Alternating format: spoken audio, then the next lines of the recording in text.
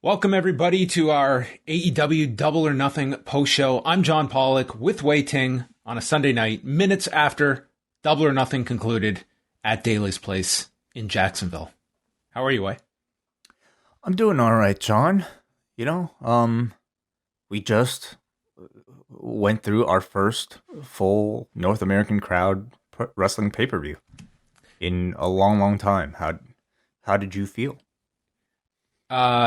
The crowd was awesome. The crowd was great. I would say for pretty much, I would say they were the biggest part of the show tonight. And I think that definitely affected me for the last match of the show, that I wanted the crowd to be part of that main event. I've lived through enough, we'll get into it. I don't think we need any more cinematic matches, and that's not like a slight on tonight's match, but now that crowds are back, that's what I wanted tonight. That's what I wanted for the biggest match on the show, and we will get into it, but I certainly felt like that was certainly a curious choice, that after 3.5 hours, that crowd had to sit through 25 more minutes. It really is uncharted territory in them choosing to do this after a full year of not having crowds, having a crowd back and deciding to do this type of match. I thought it was probably worth the gamble because of the goodwill that you've already built with last year's Stadium Stampede. It is an attraction, and I think going into this pay-per-view, there's no doubt what people were looking forward to the most. So in that sense, I thought it was successful. In execution, I think what they attempted was a big unknown, and we will discuss how effective it was in execution. You do have to look at it. Like, the debate will be, you had Blood and Guts and you had Stadium Stampede. Now, while I can say tonight you may have wanted the crowd to be live for the main event, and if you were someone that wanted to buy a ticket to the show, like, what is more attractive to you? I will say I'm pretty confident, though, that Stadium Stampede is probably going to be the bigger factor for a pay-per-view buyer. Like, that was a really well-received show last year, so I can certainly see that thinking that Stadium Stampede was this big success for us last year, and this year we have a big feud, and it means more on pay-per-view than, say, Blood and Guts does, that doesn't have any track record with us. It's true. It's debatable, but in the end, ultimately what matters is, hey, how much did this pay-per-view do? And that's, I'm sure, going to be a talking point in the weeks to come. But before we get into the review, John, maybe just a quick tee up of what's to come, because this is the end of the month, which means on Tuesday, it is June the 1st, and the best time to sign up for the Post Wrestling Cafe. Show your support for Post Wrestling and get a bunch of bonus podcasts to go along with it as well. This month is the return of the MCU Later podcast with me and WH talking about Loki. As well, we'll have weekly editions, of course, of Friday night SmackDown reviews, Rewind Away, Ask Away, maybe even a New Japan review here and there if those shows actually do end up happening. But Post Wrestling Cafe. And if you're a Double Plus patron, live access Monday and Tuesdays and on pay-per-view nights. So hello to everybody who's a Double Plus member joining us tonight in Zoom. Yes, so jump on board. The first of the month is always the best time to sign up. Get your most bang for your buck. So let's get into tonight's pay-per-view, starting with the buy-in. And first of all, we had a crowd that apparently either was just at or a little over 5,000 people. So, they sold a bunch of tickets over the last couple of days, and this was a crowd that was, this was Friday times 20. If it wasn't a complete sellout, you wouldn't have been able to tell the difference. Seeing these wide shots at the beginning of this broadcast were spectacular, really, because it's been a year plus since we've seen a scene like this. Really anywhere in the world, I suppose, when it comes to professional wrestling. We've had, quote unquote, maybe sold out crowds, but without physical distancing, without social distancing, you don't get sort of this like big, wide view of these packed audiences. So that's what we had tonight, and they absolutely sounded that way. Yeah, right from the jump, the first person out was Riho, and they just went insane for her. And we get Serena Deeb and Riho for the NWA Women's Championship. Serena Deeb, the woman of 1,000 holds, They also note that Rio is making the full-time move to the United States, so should be a permanent, fixture on television moving forward. Serena Deeb both women were tremendous in this match. Deeb really established herself as the heel just through her antics, the cocky demeanor, and going after Riho's knee. And no matter what momentum Riho would get, Deeb would cut her off and go back to the knee. Riho would get ambitious, doing a double foot stomp and then affecting the knee. It just always went back to it. Deeb used a dragon screw and then later used a double dragon screw, which we don't see too often. Riho made her comeback with a dragon suplex, was caught into a half crab. They did more near falls than you would expect. This was hardly treated like a pre-show match to just warm up the crowd. Like, they were going full out here. And eventually, after a European clutch by Riho, Deeb gets control of the knee, drills it repeatedly to the mat, and gets the Serenity Lock for the submission at 14 minutes and 5 seconds. At the beginning, I was thinking, wow, this is the greatest start you could possibly imagine to a show. This was like full 4+ star starting match on the buy-in. This was excellent. Totally excellent. And for a match that was just announced this week, I really didn't have too many expectations for it, but seeing this in combination with this crowd salivating at anything at this point after I don't know if there's a better spot to be in than these two on a buy-in. This is a very advantageous spot, yes. Oh my God. But the work was great. Like, the work was great on top of it, but they both came out feeling like superstars, judging by just this reaction. But the work on top of it was really what made it, because I thought Serena Deeb was absolutely tremendous here. Her command of the audience as she led them through the match with her heel antics, I thought all worked. Great looking transitions through her submissions. She really felt like a general here, very confident, very well-rounded, and very high level. Riho, tremendous as well. Great selling. Crowd totally with all of her comebacks. You can really tell she's been missed, and I think with her move to the US, definitely looking forward to her having a bigger role. It's another time to just say, hey, over the past year, AEW has added people like Serena Deeb. We've seen Thunder Rosa, Riho returning, and with the increase in value in people like Hikaru Shida and Britt Baker, it really is time to kind of rip that label of AEW's women's division being lacking at this point. They have some very strong people, and it's now we just await the storylines. Deeb is 34 years old. She's about to be 35, and it was like she was hired by WWE in 2018 to be a coach.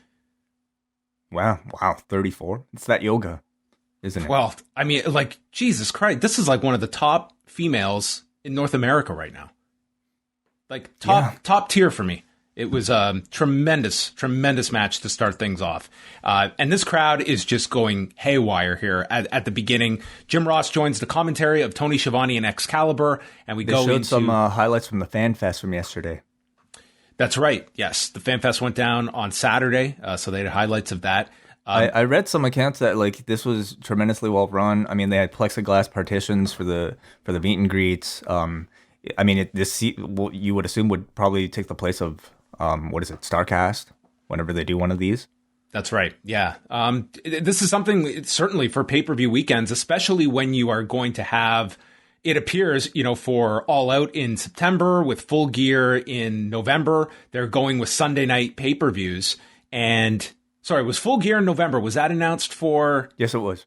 It was a Sunday. Yeah, St. Louis, but November. It was a Sunday. Well, November 6th, whatever that is.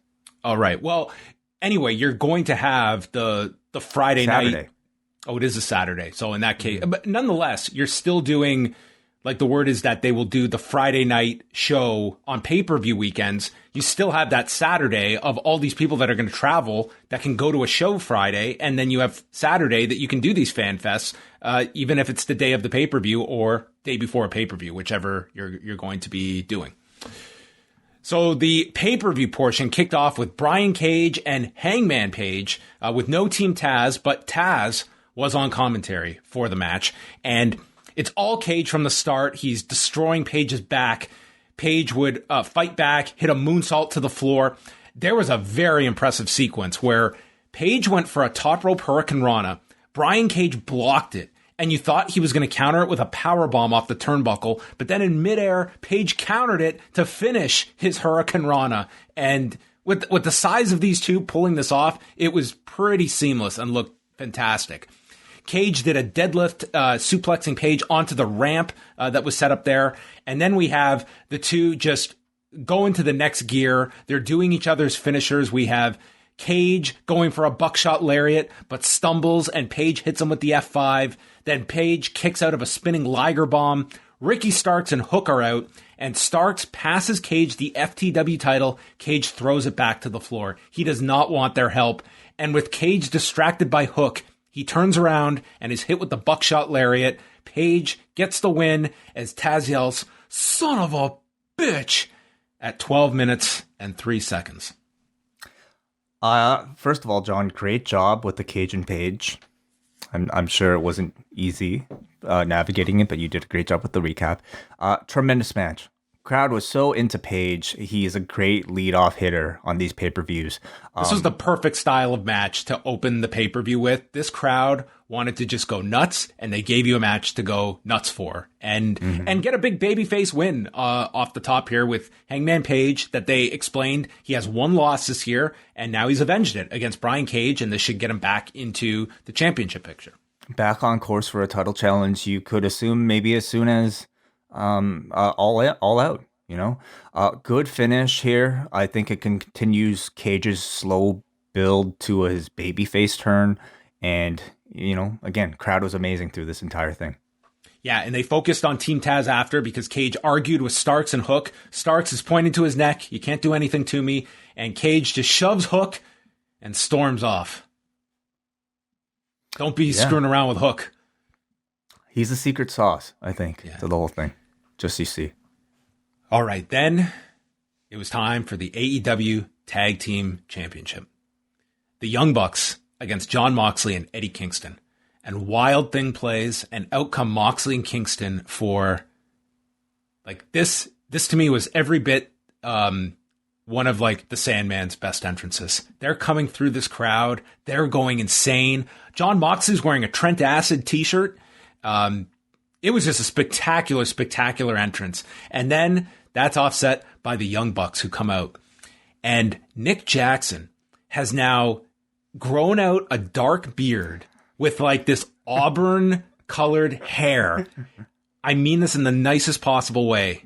I don't. He looks like such a dirtbag. It's so perfect. He looks like such a piece of garbage. It looks awfully great. I don't know how he thought about this. I don't know like what inspiration he's going after, but it is, I think, the exact type of tone that he, you know, you want to hate this guy by just looking at him. Like it's the perfect look for this group. Yeah, like I think it's a challenge to try to boo the Young Bucks, especially with their style. But I think looking like this is a good way to start. I would never imagine a man looking like that to own the Jordan collection that they have. So Don Callis is on commentary. They brawl all over the floor before the match even begins. And then Moxley and Kingston take out Brandon Cutler with the Violent Crown, getting rid of him. This crowd is just so into these four. They're probably getting this match way earlier in the card than they anticipated. And it's electric from the start. Matt is working over Eddie Kingston and does his mock hot tag and is doing all the babyface mannerisms, channeling his Hulk Hogan mannerisms as well, which here in Jacksonville, easy heat because they're going to certainly boo Hulk Hogan. Kingston would just fight back and he's selling the knee. And there's nobody that sells a knee injury quite like Eddie Kingston. Like this man, it's the equivalent, like he's been shot and he's got to gut his way through this match. That was the level of his selling. Carl Anderson comes out to distract. Gallows tries to sneak up to the ring and Kingston dives off the apron. And then Frankie Kazarian jumps Carl Anderson and the place goes nuts and he gets rid of Carl Anderson. While Rick Knox is distracted by all of this, Matt Jackson uses the aerosol spray into Moxley's eyes and smashes it in his forehead. So now Moxley is just progressively bleeding more and more out of this forehead.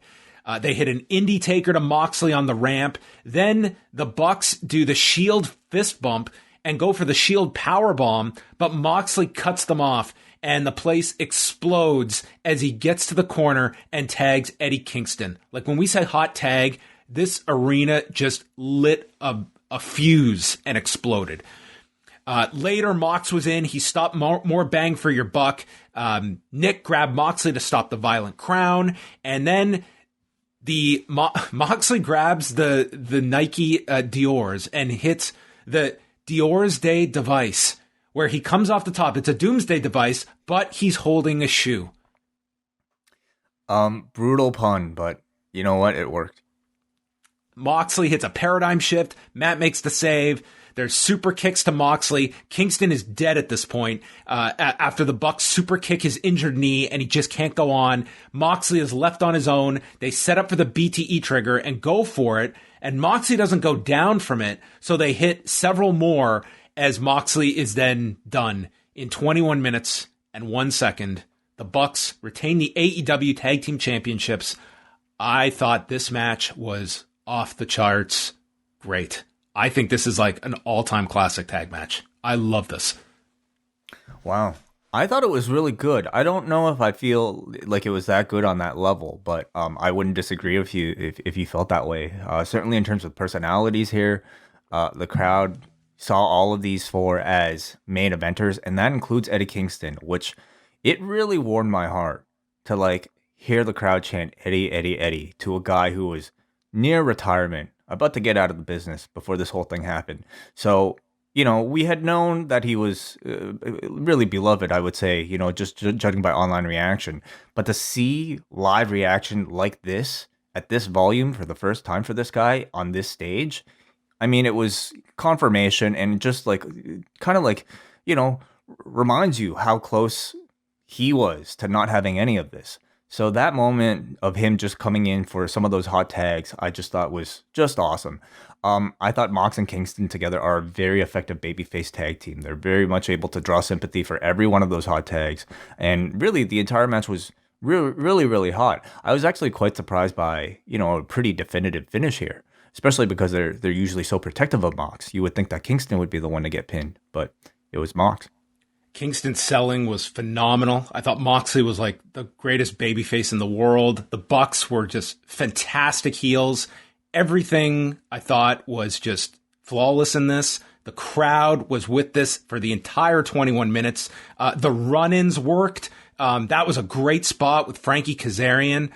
Just a drama of this throughout. I like just like, here's Kingston. He just can't save his best friend, and Moxley ends up taking the bullets here from the Bullet Club members, and they go down. You know, you look at, you know, I would say the high mark for AEW tag matches is that Bucks match with Omega and Page last year.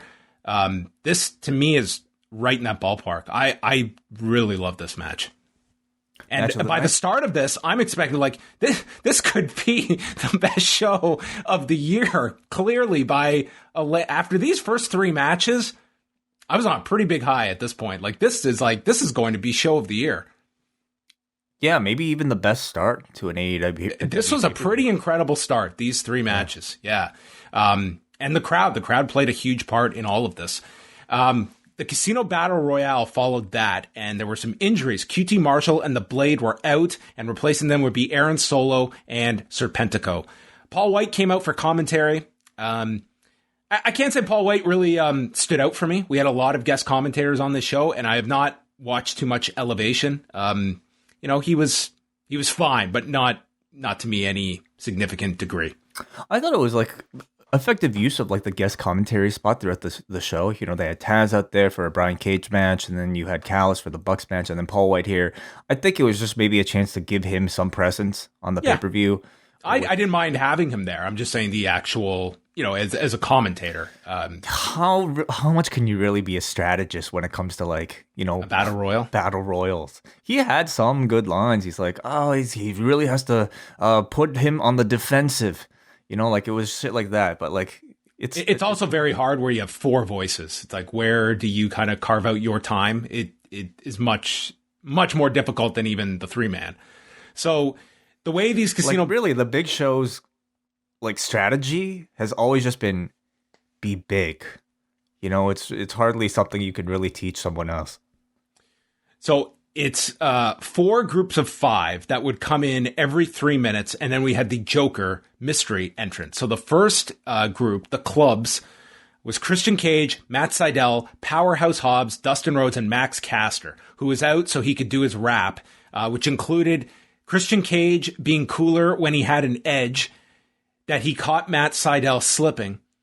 And then, if any children are listening, please put your hands over your ears. He told Dustin Rhodes, "You're so ugly, you should paint your whole face." I think he had the best lines were off the top, and then it just kind of ran out of steam.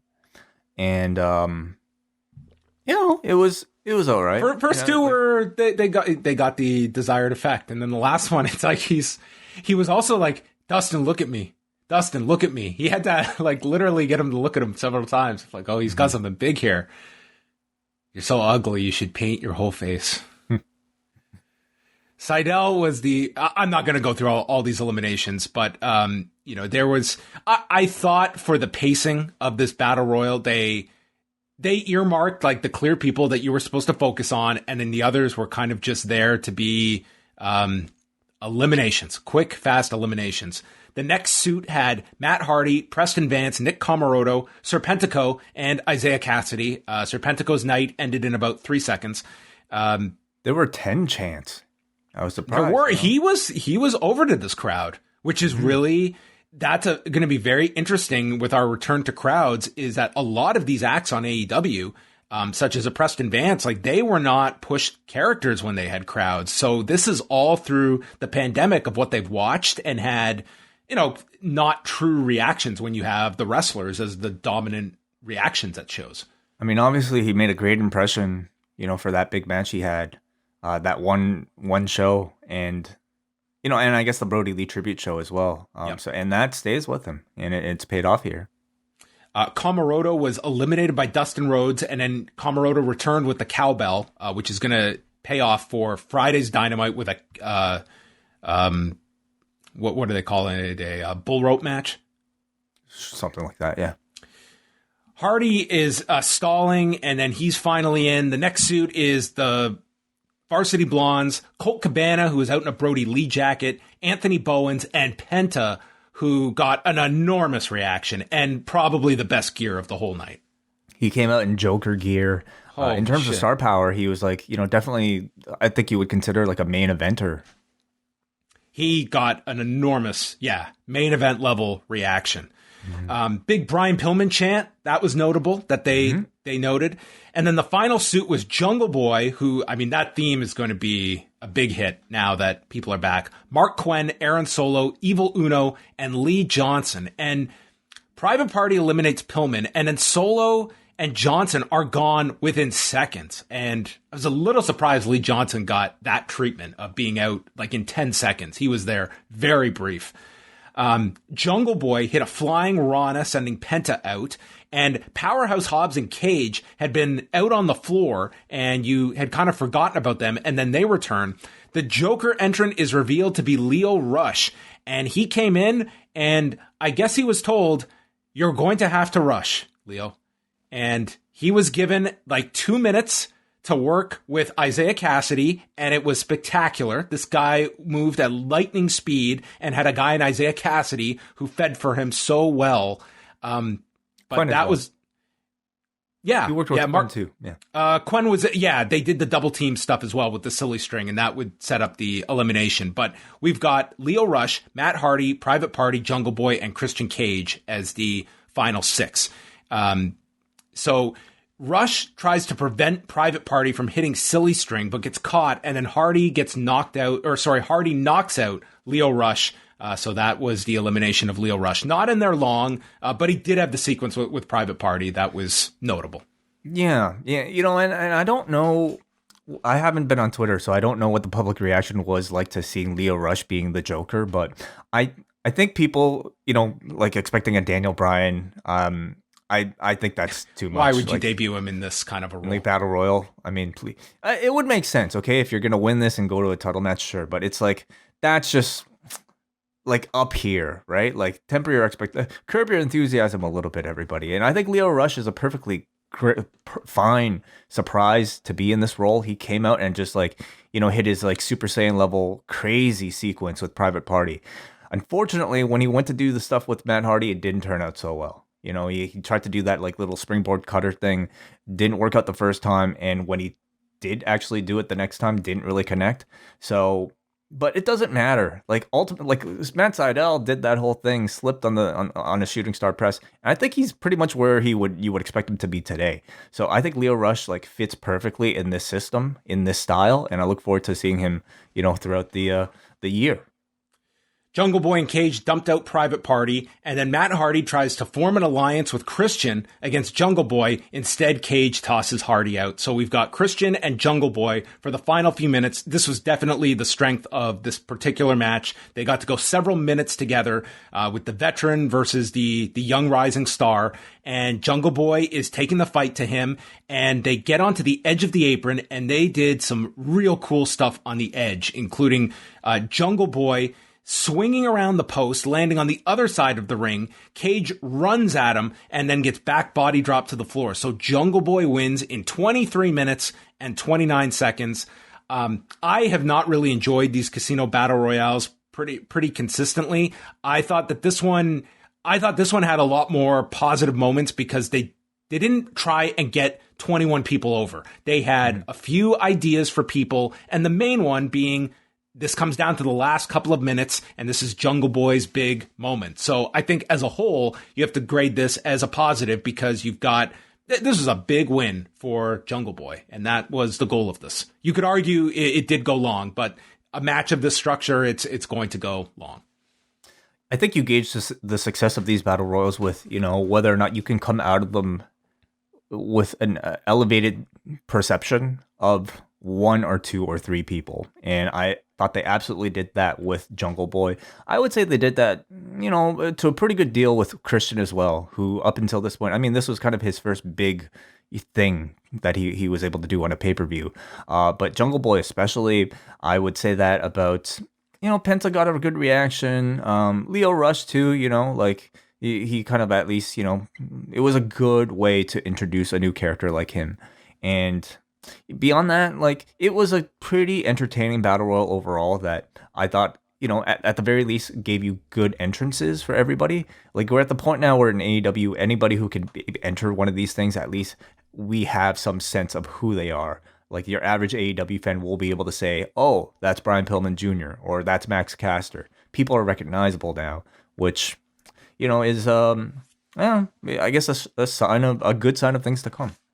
Yeah, and they set up some stuff in here like Cage and Hobbs. That's obviously going to be a match. Cage eliminated Hobbs in this. You've got you'll probably get Christian against Matt Hardy at some point as well, teasing out of that. And then the big one will be Jungle Boy challenging for the title, which is going to come in 2 weeks on television. Cage then congratulated Jungle Boy and told him to go win the AEW Championship. I don't know if that's going to happen, but he gave him the big endorsement and put over Jungle Boy. So, it was a big crowning moment for Jungle Boy. Kenny versus Jungle Boy. Yeah, that'll be a hell of a match in 2 weeks. Then Anthony Agogo versus Cody Rhodes. I thought that they were running a Cody Rhodes video package for this match, but it turned out it was a video package for the armed services. I mean, it was for Memorial Day, like that type of thing, but that it essentially was a Cody package because Cody's storyline is I Embody America. Well, I thought like the silhouette in the package was going to turn out to be Cody. I thought it was like directly playing up like with the shots of like the different military members and everything like that. But I mean, it was also strategically placed as the lead-in for this match. And Cody comes out and he's got Arn with him. He's got his old non-Snoop Dogg version of his theme. They've added some strings to it, so it's a slight remix, but I think people are happy to be rid of the Snoop version. So it's Cody Rhodes, Anthony Agogo. This is Anthony Agogo's 4th professional wrestling match. He has had 3 now in AEW, and he did one like 2 years ago. So that is what you are grading this on. I think with that knowledge, I think you have to come away very impressed with Anthony Agogo.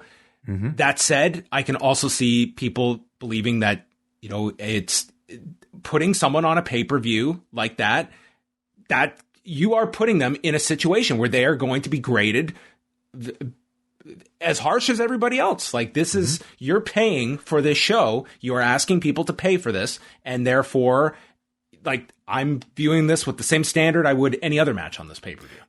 Well, you and I are grading this match like that, knowing that this is this man's 4th professional wrestling match. You know, the people listening to this might be doing the same, but let's say somebody who only watches Dynamite but doesn't listen to podcasts or anything else, they go into this watching a big Cody Rhodes match. Did they leave this match impressed with Anthony Agogo the same way? I'm not really sure, but I would say that might even be not so much the story here as much as, you know, it was that, to me, this was the turning point of where the crowd flipped on this show.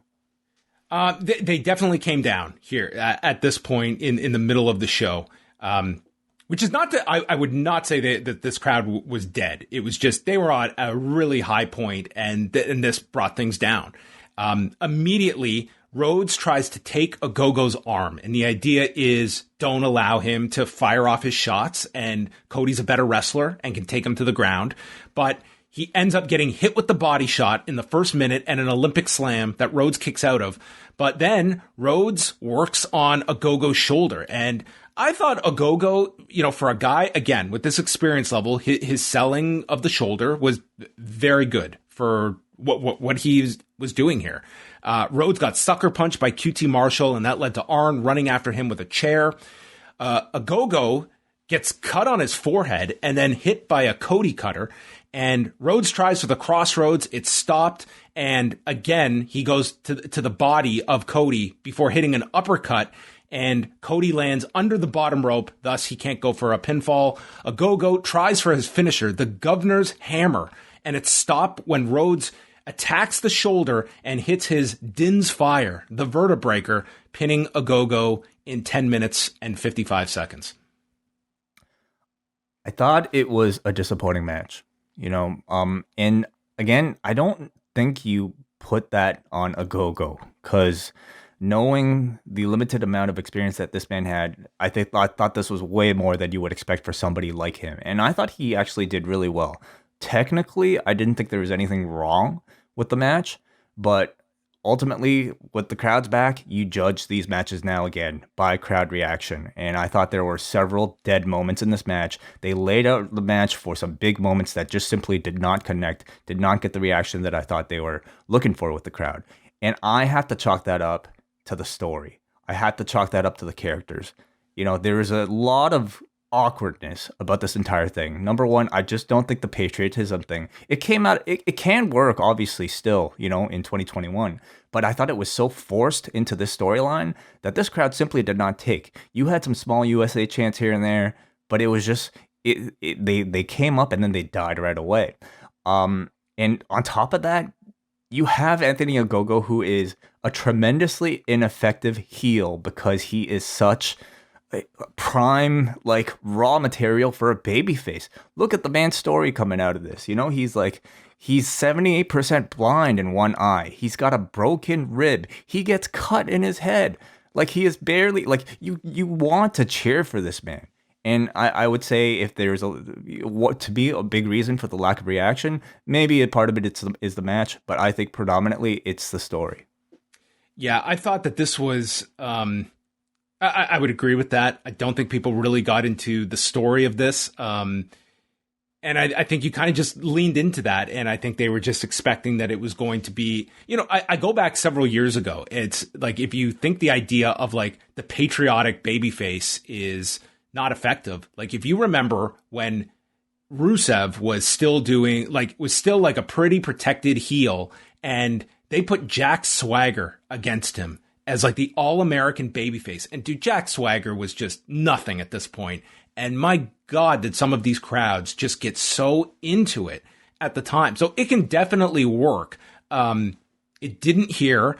going 11 minutes, like Anthony Agogo, his selling is, I think, way beyond where 99% of people after 4 matches are at. He does not have like that heel presence, that confidence that only is going to come with experience. Like, this guy is here in front of 5,000 people on a pay-per-view in his 4th match. And I think that certainly came through watching the match as well. It was throwing a guy into the deep end on a pay-per-view, and that's going to have its limitations in a match. But this was also the point where the crowd did kind of, dial it down, but would come back. So it wasn't like this was a deflating match, but this was the beginning of, I would say, like 2 to 3 matches that the crowd was definitely down. Mm-hmm. So after that, we go to Miro and Lance Archer for the TNT Championship. And I would say this followed that pattern. Like, nothing wrong with this match. I thought it was, exactly what you would want out of this. But it was kind of what the audience was. I think the audience as well is kind of looking at this card, and we've got another like 5-6 matches to go. And we're going to take a breather here because there's a lot still to come. And this, if you don't give fans an intermission, they typically create their own intermission at times. And, it was a fine match. They started off really intense. They were brawling all over the floor. And then Miro is setting up in the corner when Jake Roberts, on his birthday, comes out with a bag. And we're supposed to believe that there's a snake inside the bag. So Miro drags Jake into the ring, takes the bag, and he launches the bag to the entrance. Never did we get the announcers with any kind of an update. You, the viewer, were left with the idea that this man murdered an animal on a live pay-per-view. Well, that's heel heat, isn't it? I guess so. And Miro then goes to take out Jake, but he's stopped by a chokeslam. Miro avoids the blackout, attacks Archer with leg kicks, and then Miro kicks the rope into Archer's groin. Thrust kick, game over is applied. He drills knees to the back of Archer, and the announcers are quick to point out that Archer had significant back surgery several years ago, and Miro leans back in the submission at 9:49. Get a pretty strong win to retain the TNT Championship. So I had no complaints about this match, but it was one that at the end of the night is probably not one that's going to be at the top of your memory. If we were talking about like pandemic crowd, audio like fake and added over top of this, I think I would have greatly enjoyed this. But obviously I prefer having organic crowds, and with organic crowds comes matches that will occasionally not be perceived that well because for whatever reason the crowd is just not into it. I don't know what exactly it was for this one. I don't know if it was because of the last match or maybe the fact that, Miro and Archer's feud simply isn't that hot. Like, these two were just kind of, I have to say, put together without any real grudge. I mean, it's Archer saying, I want to fight Miro. And that's really it. Nothing all that personal. Maybe just not hot enough to follow, that Cody Agogo match. So could be that, but for whatever reason, they did not deem this one, I guess, good enough to go crazy. They made the announcement All Out Sunday, September 5th in Chicago, but did not announce what venue it will be at. You would assume the Sears place, Sears Center. Yeah, you would think, right? Yeah, but you have multiple options. They ran, they've run different parts of, they went where they went to Revolution last year was like a different part of Chicago, which Sears Center isn't technically Chicago, but Chicago adjacent. So that will be Labor Day or the day before Labor Day weekend. Hikaru Shida, Britt Baker for the AEW Women's Championship. And they started off immediately with each attempting their big move, the lockjaw and the Tamashi, and they were avoided. And this seemed to, the crowd definitely were, I think, much more invested in this match. And by the time the match really got rolling, I think they totally brought the crowd back into things. They got a good amount of time here. Rebel passed over the glove to Baker, but Shida was rolling away, so there were constant attempts at the lockjaw. Baker missed with a stomp, and then Shida's going for the stretch muffler on several occasions. and kicked out of an air raid crash. The Baker tries for the lockjaw and then switches positions to apply it to try and outsmart Shida. Shida then had Baker on her shoulders while climbing the turnbuckle and then lost Baker and kind of had to readjust. That was kind of the only kind of hiccup here that they had. Rebel then used the crutch, missing Shida and nailing Baker by mistake. That set up a really big near fall. And Paul Turner ejects Rebel. Baker then super kicks the title belt into Shida, followed by a curb stomp on the title. Everyone bid on this for the finish, but Shida kicks out, and the crowd was going nuts at this point. Shida hits the Tamashii, Baker kicks out of the big finisher, and then Baker kicks out, transitions to from a crucifix to the lockjaw, and when Shida tapped, this might have been the biggest reaction on the show. They went insane when Baker won the title. 17 minutes, 18 seconds, and then as Baker has the championship and is walking up the ramp, Tony Schiavone leaves the broadcast position to go hug Britt Baker. What a moment. Are they actually friends? I thought it was always more just like, I was waiting for Baker to hug and then slap him in the face. Yeah. Call the audible. But it was a very sweet moment, and I agree with your assessment, John. Like, I thought it started off really hot, but then it just kind of like somewhere, you felt that same lull as maybe in the prior two matches. But by the time they got to those false finishes, especially with those belt shots, they got everybody back, and that final lockjaw felt like a really big moment, culminating moment for Britt Baker. It felt like, it was the start of a new era, as she would say. So I thought this was a good match. I don't know if I would necessarily call this one great. I feel like there is a better match within these two, and I don't know if that's just like the crowd. I felt like there was a little bit of sloppiness in there, but I think overall the end result was very successful in coronating Britt Baker, and I definitely think that there's enough steam in this feud for them to build to a rematch. Yeah, I think that certainly, like, the goal of this was kind of like Britt Baker's ascension to the top of the division, and I thought you got a really great moment for that at the end. There were some issues in the match, but overall, I thought this was very good. And Ethan Page, Scorpio Sky versus Sting and Darby Allin. It was preceded by a black and white video of Sting picking up Darby Allin. They're carpooling to Jacksonville. Let's call it what it is. This was another student film with emo face paint daddy. It was not one of the more memorable videos, but his father picking up son and heading off to work. So Darby, his two brothers were in the front row. Mm-hmm. I think everyone realized that was not going to be good news. Yeah, remind me if my brother ever starts to wrestle, not to sit ringside. So Sting comes out to a massive reaction, and Darby just immediately dives onto Ethan Page, and they brawl all over the floor before the bell rings. Sky hits Sting with a vertical suplex, and everyone is just wincing in pain. And On the ramp, yeah. Sorry, by the entranceway, on the ramp. And I have never been so happy in my life to see a man no-sell a move, because he just stood right back up, and it was like the babyface popping up from the maneuver, but it was also, oh, thank God, the 62-year-old man is okay. So you got the double pop.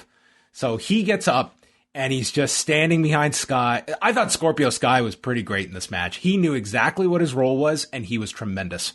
He was awesome. He was really the perfect type of person Sting could ask for. Oh, yeah.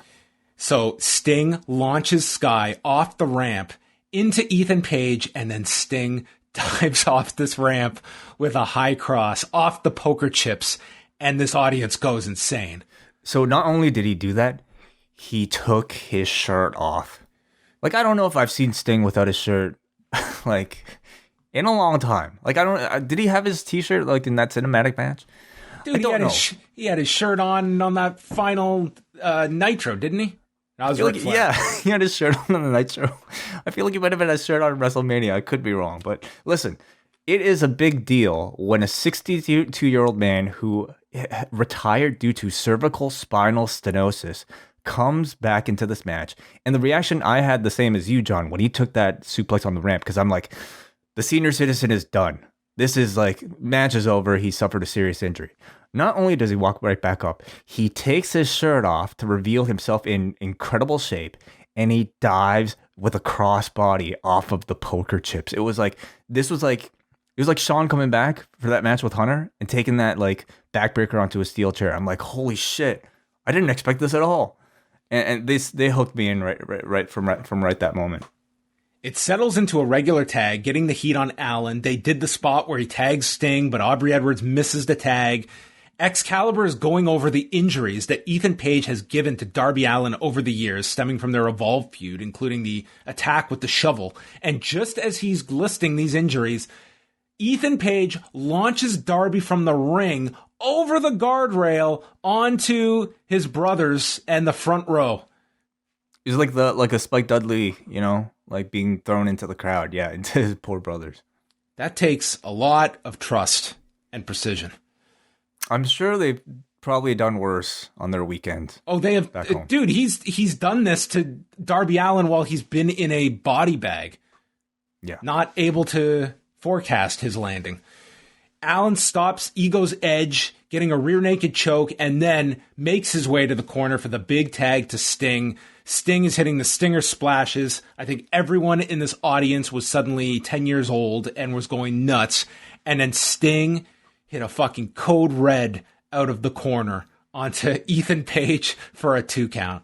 It was not the best looking code red. Dude, it was the greatest 62-year-old code red of all time. There will be no defamation against the code red. This guy, fine. I was just so impressed with this guy and how hard this dude worked. I completely agreed. To me, it's like, this could have looked like a shitty, well, if it looked really bad, I think the reaction wouldn't have been great. But it looked good enough. And it was more so the idea that somebody on the status of a Sting, somebody with the legend of Sting, is still willing to learn new tricks. He's still willing to work hard and learn from younger people. This is a guy that could totally coast in a tag match like this. And instead, it was so obvious. His mindset was, I have to work to the ability of these other three to earn my spot in this match. Totally. Absolutely. Like a total pro here. Page flips Allin off the top onto Sting. That looked brutal, where he grabbed the wrists and flipped Allin off the turnbuckle, landing on Sting. Like, that looked pretty rough. But Sting gets back and stops the Ego's edge to Allin, applies the Scorpion Deathlock onto Page, while Scorpio Sky comes and puts the heel hook onto Allin. So you've got Page and Allin in the respective submissions and start fighting one another and gouging each other's eyes before both submissions are broken. It's done. It's left to Sting and Sky, where Sting fires up, misses a Stinger splash, and as Sky goes for the slingshot cutter, he is caught with a Scorpion death drop, and Sting pins Scorpio Sky. The place goes nuts. 12 minutes, 27 seconds. Whatever your expectation was, this had to have exceeded it. This was perfect for what it was, and Sting was phenomenal, but never did I feel it overshadowed Darby Allin. Like, this was a really well laid out match, and I think a lot of credit as well to Scorpio Sky and Ethan Page, who were great opponents. I was very, very impressed with this. I think you give most of the credit to those two, if I have to be honest. They were great, but everyone worked hard in this.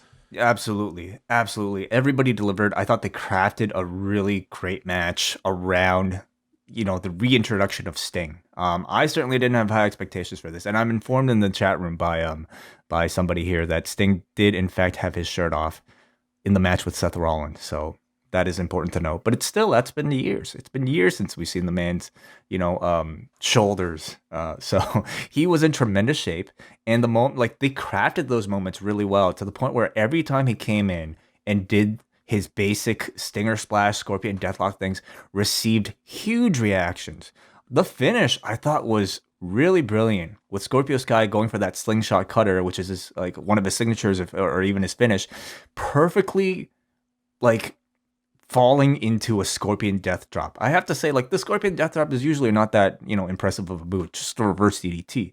But in this context, it made so much sense. It worked perfectly as a finish. And everybody just did a tremendous job in this. I thought Ethan Page came across really well. Should bring his chemistry with Darby Allin into AEW. So that is a singles match I really want to see coming off of this. You can even give me Sky. Well, I don't know if I want to see a singles match with Sting, to be honest. Like, this might have been like the perfect type of setting for him, but who knows? Like, maybe he can,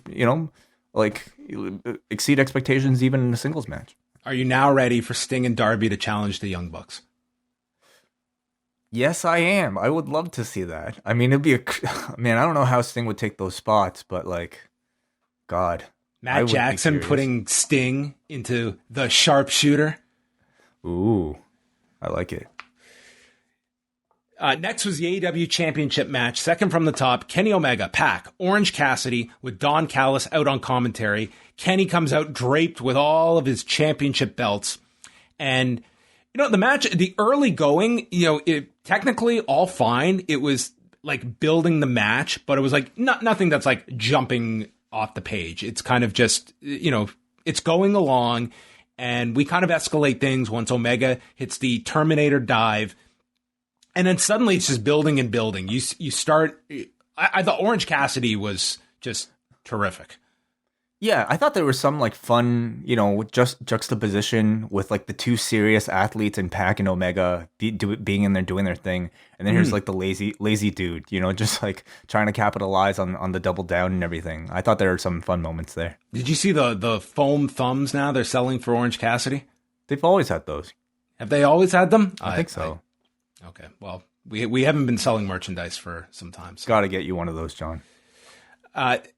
Omega starts hitting snapdragons all over the place. He tries one off the top to Cassidy, who fights it by getting his hands into his pockets to block the grip. And then Pac scales to the top and suplexes Omega off with a overhead German. And Pac gets hit with Kreutz Wrath for a 2 count by Omega. We just got some spectacular stuff here. Pac stopped a one-winged angel off the turnbuckle with a sunset bomb.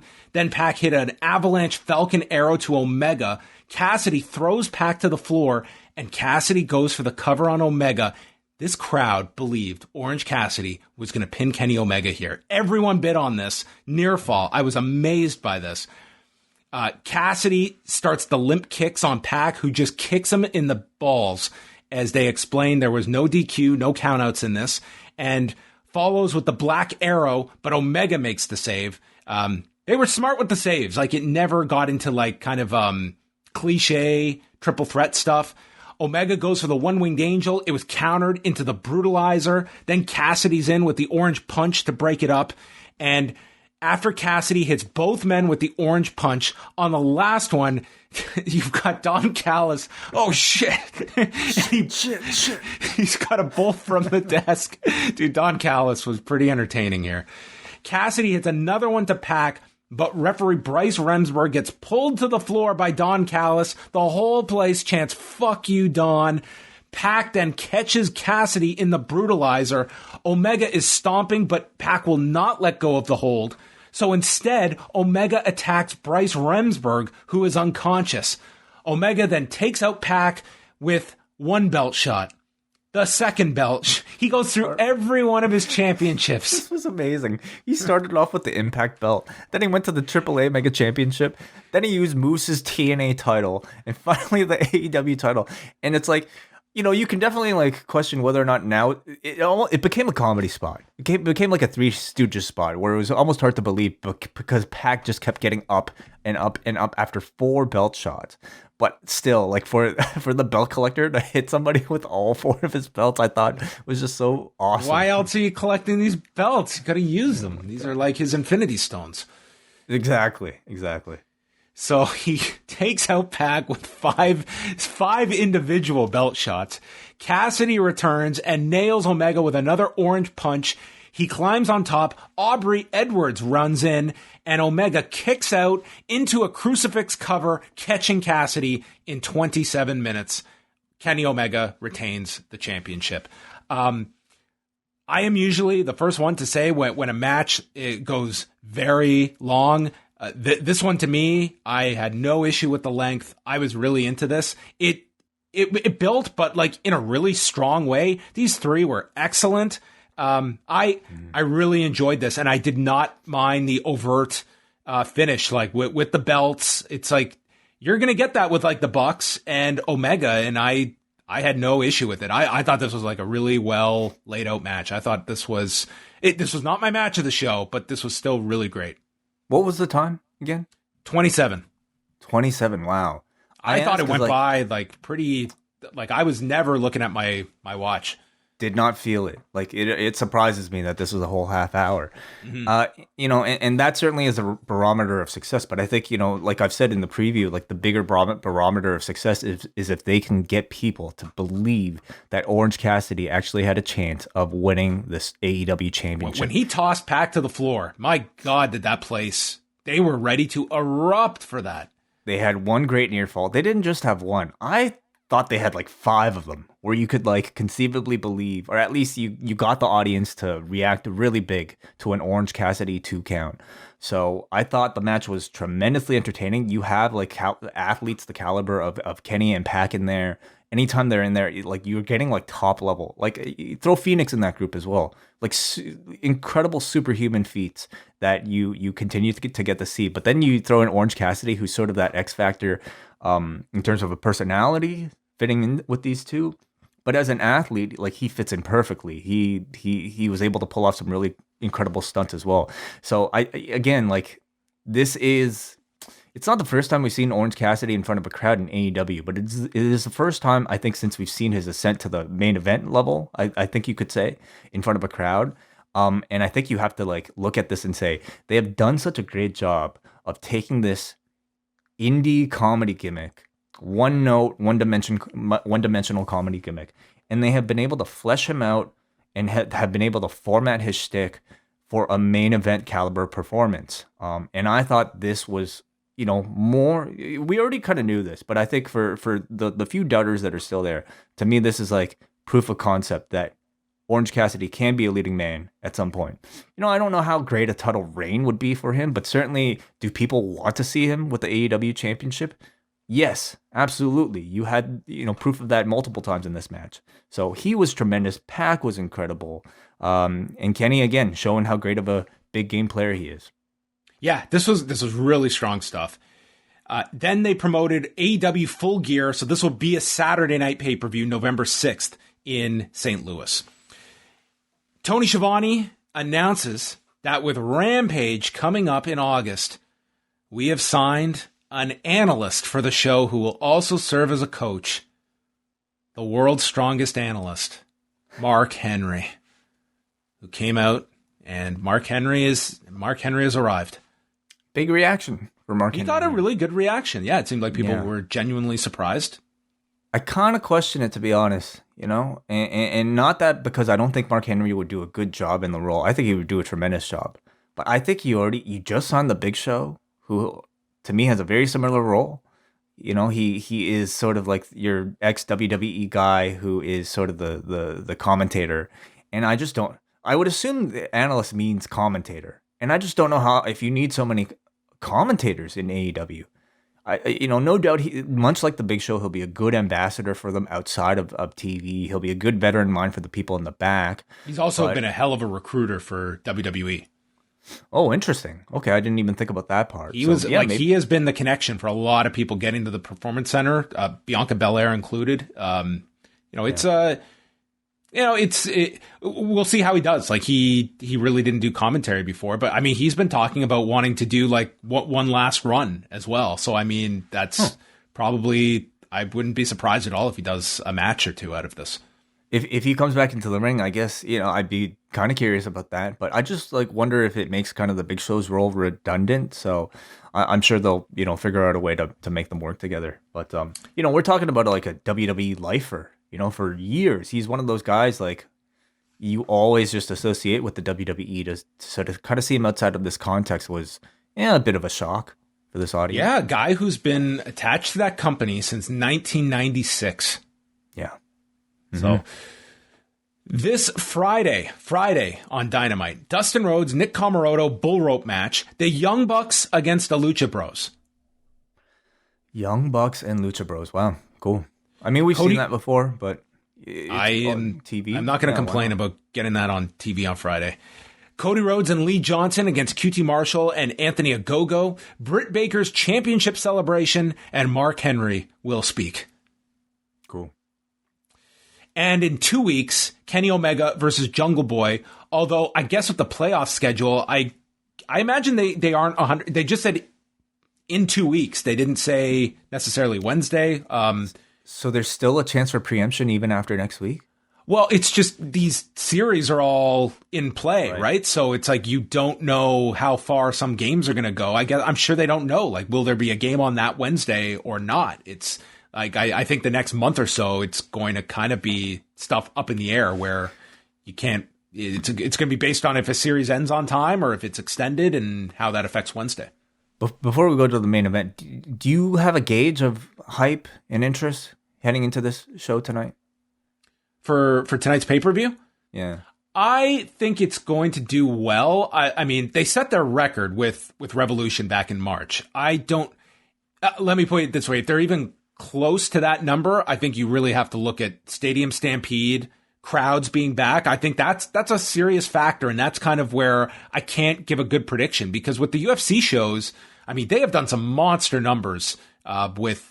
You know, when they had their first full capacity show back in April, I mean, they did a really solid number. So I can't guess how that's going to affect people. But I would say if I was not doing this, like the idea of watching a show, an AEW show with a full crowd, that's very appealing to me beyond even what the card is. Agreed. I mean, if it was a really shitty card, then that would affect things. But I think Stadium Stampede is a very worthy, like, main event headlining type of thing on top of the return. I would sense, like, I sense high level of interest for this one, which would tell you a whole lot, like, because they certainly had a big handicap with having their go home show be on a different night.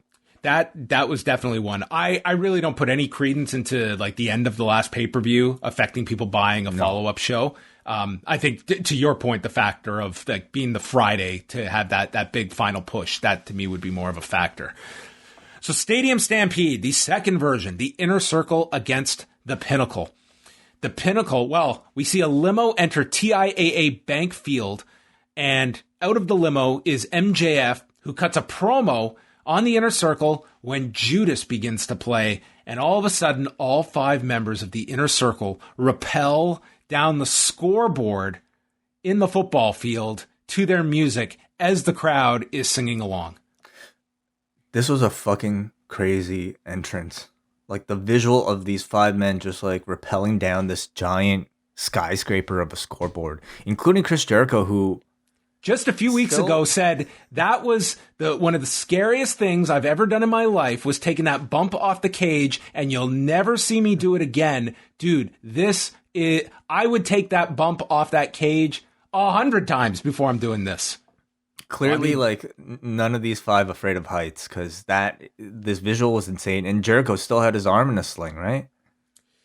Yeah. I mean, like, he had like the dislocated elbow, and worked with it here. So this was interesting. Like, I didn't know how they were going to put this together. Like, obviously, you start in the field, and you would have to do a lot of taped elements. But there was certainly a lot less live than I expected. They went the whole match as a whole, it went just over 31 minutes, and probably like almost 25 of it was outside of the arena. Mm-hmm. Yeah, it was just like last year. I mean, it was a cinematic match, with them starting in the field and then breaking off into individual rooms. Which you kind of have to deliver to people. I mean, that is what the viewer at home wants when you're promoting Stadium Stampede. So, I mean, first of all, I give a credit to everyone involved. Like, this is a 30-minute movie that they put together. Like, this is a really complex undertaking, and they just divided everyone up based on their dance partner, and those were the scenes that we went to. Like, chapter 1, for lack of a better term, was first, the Inner Circle all chased after MJF, who hid in the limo, and then the FTR truck drove in, and that's where all of the Pinnacle was, and the fight begins on the field. Jericho and MJF, they square off. Well, I just wanted to add that, so throughout this entire thing, they still pipe in the audio from the audience. Yep. And I don't know if the expectation was that the crowd would be going crazy, but from what we could hear, it was just kind of, just them being quiet, like it was in a movie theater. I mean, if you remember when they did Blood and Guts, the rest of the show was supposedly crowd audio as well, played on the screen for the tape portion of the show, and they sounded really loud there too. But that was after instruction. From what I could tell, they didn't give that. It didn't work here because the crowd was pretty quiet throughout this cinematic portion. Yeah. We're not going to go beat by beat here because there was so much to this. Pretty much, I mean, you can certainly, there was definitely some comedic elements, but not overt. I mean, we had like the megaphone spot with Jericho, some of the Jericho MJF stuff. They had some cute stuff, but I would never say any of this really dived into comedy per se.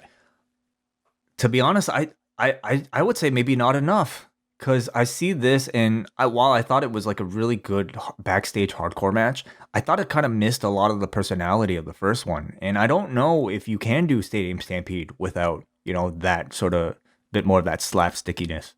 It's tough. This is a grudge feud. It would have been really tough, I think, to do that. They got Urban Meyer, the coach of the Jaguars, to not only do a cameo, but also swear. After he handed a laptop over to Jericho to attack MJF with.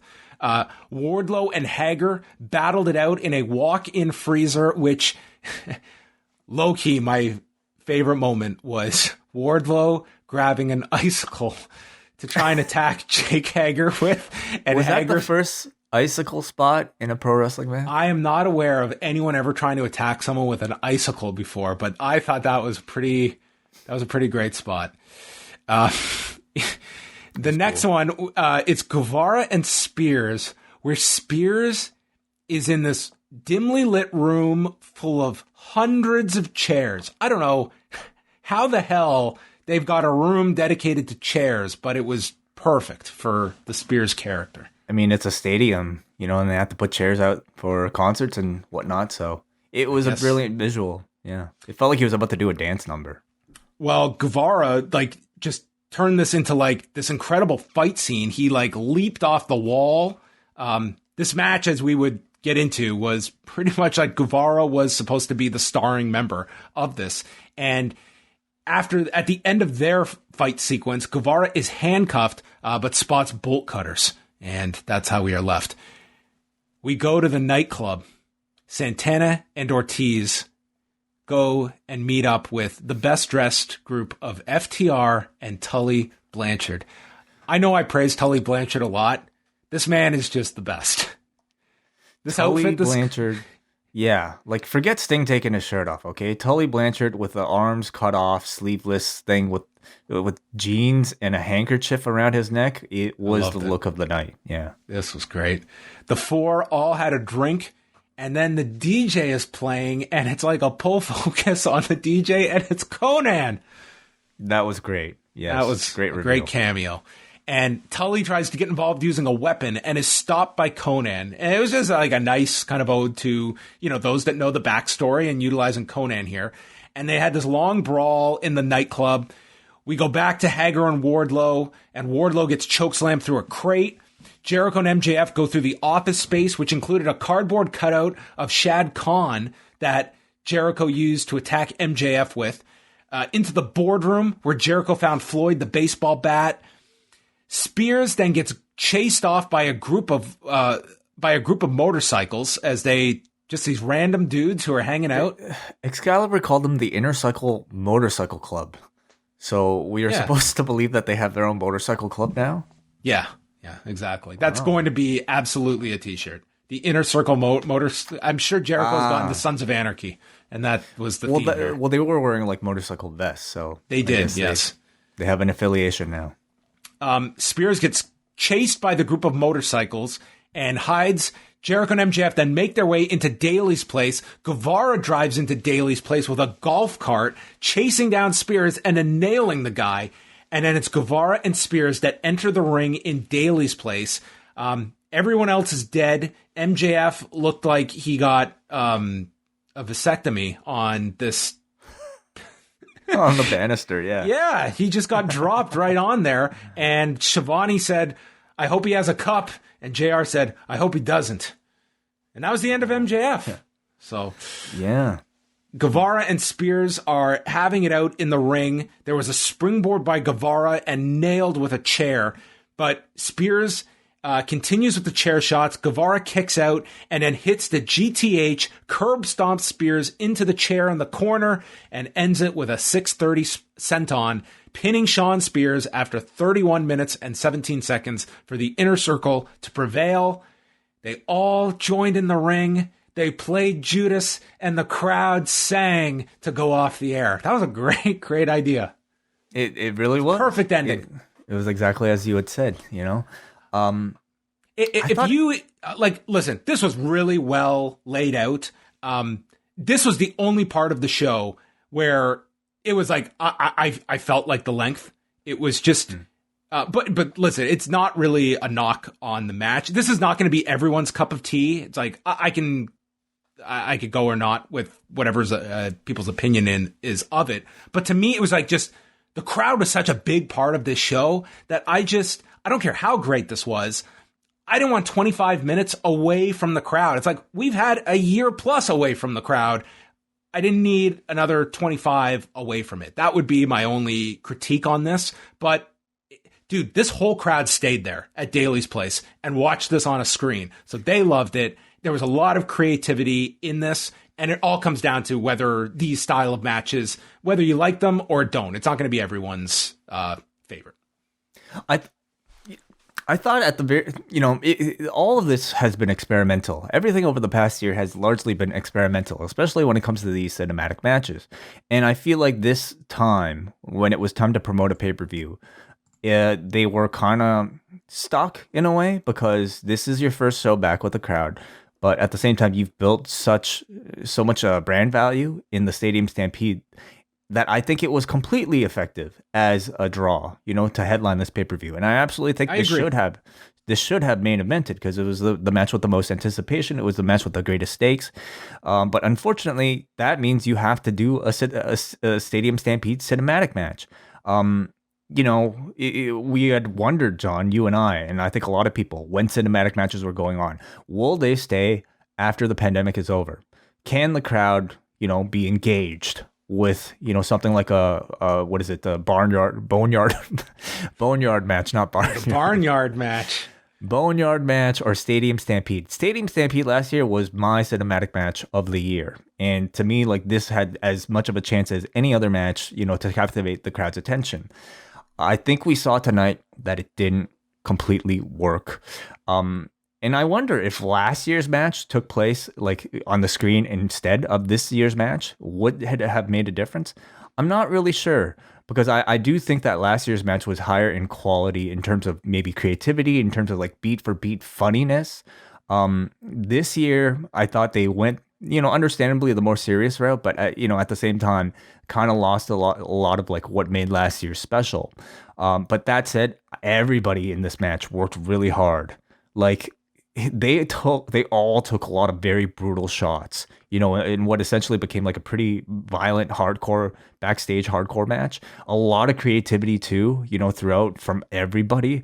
But I do think the lack of like, fun moments, they had a lot of them. Like they had, like, I thought the Jaguars coach was a great bit. The Conan thing was a great bit, but it was not, the ratio was not like enough. The rest of it just kind of played out like your, stereotypical backstage hardcore match. And I thought it went too long overall. Like this definitely probably could have used a lot more tightening up in it with the pre-taped elements. And then they probably should have gone to the live attendance a lot sooner. I also think the culminating bits, like the culminating sequence, I feel like needed to involve everybody. This should have been like the end of Avengers Endgame when everybody comes in and you see this live in front of the arena, big brawl involving everyone. Having Sammy just kind of like be the lone person, it was nice. It was like, it made for a kind of like a nice, poetic climax to, last year's match. But I think it should have felt bigger with everybody there. I think to that point though, like I really like that Guevara got that big spotlight out of this.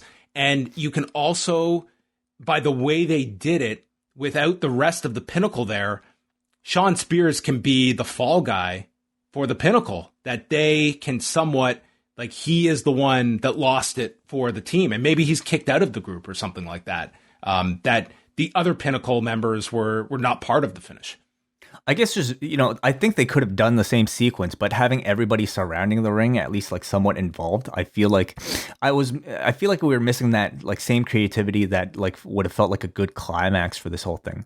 But I have to say, like, maybe the most impressive thing about this entire thing was the great effort they made in using reverse psychology with that go home show, with that big, inner circle goodbye to lead us to think that there was a chance that this match ended the other way. Which was very, very smart, because tonight's match, like, your headline was either going to be the inner circle wins or the inner circle loses. If you know what I mean. Like, the Pinnacle winning, the story is the inner circle. And they really, it'll be a real test of how much people believed in that stipulation, if it meant something. And if tonight's number surprises us and it's right in the ballpark of what they just did in March, and who's to say it's not, I can't disagree if they come back with another Stadium Stampede, because that would be your pay-per-view audience saying they want this match once a year. And I mean, there didn't appear to be like that crowd. I didn't get a great look at it, but I would be very curious to see if anyone left during that main event. I would doubt it would be a notable number that didn't stay till that very last pinfall. It definitely, like, they built Stadium Stampede up so much now through 2 years that I don't think you should just throw it away. Now, like, would they deem this one successful enough to headline another pay-per-view, and would the audience be interested in seeing another one of these? I think it depends how this one draws. I think you can definitely advertise it, but I do think the concept needs some retooling. For a live audience, there needs to be a lot more maybe crowd participation throughout. Yeah, I could certainly see that. Like for me personally, if I was somebody that AEW was coming to my town and that was the headliner, I want to watch that at home. I think that's the best way to watch that. Now, that said, they gave you an incredible 3.5 hours before that. I could never leave complaining about that. And that takes us to our overall view. I thought this was an excellent pay-per-view. I thought one of AEW's best. I would have to, like, I guess Revolution last year is a lot of people's like high mark when it comes to that. That tag match is one of my best matches this year. It was my match of the show tonight. There was some incredible wrestling, a phenomenal crowd. Like, lulls aside or just little things, that's all they were to me, were little things that you can critique. This was a excellent pay-per-view, I thought. I spent 4.5 hours watching wrestling, and I felt energized by the end, and that to me is like a sign of a really good show. It was not without its faults, certainly. It definitely dipped in the middle, but it started off strong, and I thought it ended off like, despite maybe not being perfect, I thought it ended really strong with some really great highlights throughout the event. So a really entertaining pay-per-view overall. Yeah, a really great scene at the end with like Judas playing. Like, it was like a really great ending to the story, and the baby faces getting the big win at the end. So there you go. That is AEW Double or Nothing 2021. We're going to open the phone lines, and we're going to try and get to as many of you as possible. So let's jump in. Let's start off here with Bruce Lord. What's going on? Evening, guys. Once again, AEW has you really burning the midnight oil, so thanks again for staying up late. I just kind of wanted to speak to this question concerning cinematic matches and kind of their future moving forward.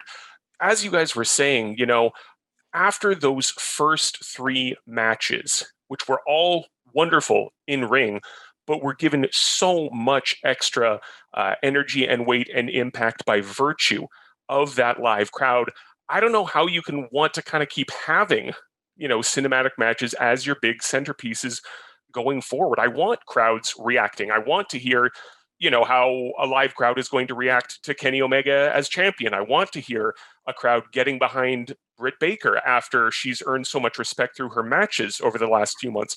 I want to see how, your prospects like your Lee Johnsons and whatnot, how they're going to learn to develop organic reactions from crowds. We, to bring something else up, we kind of gave Seth Rollins a lot of grief a couple of months ago for sort of saying, the live crowd's get in the way of, storytelling or whatever. And I think that if nothing else, this last year has shown us just what an integral part of pro wrestling storytelling live crowds are. And now, after the last year that we've had, after these kind of really moribund and somewhat depressing New Japan shows, I just don't see why you wouldn't want to have as much crowd participation, as much crowd activity in your shows moving forward.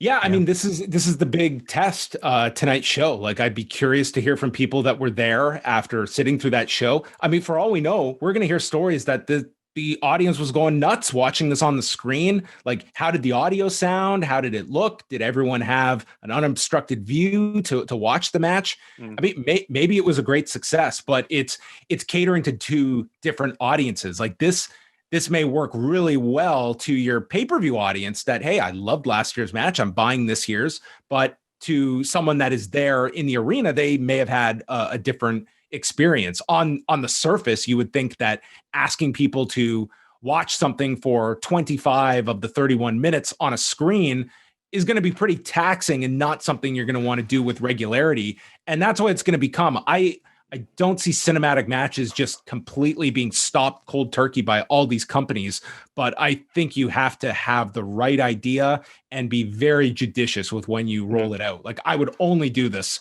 once a year now.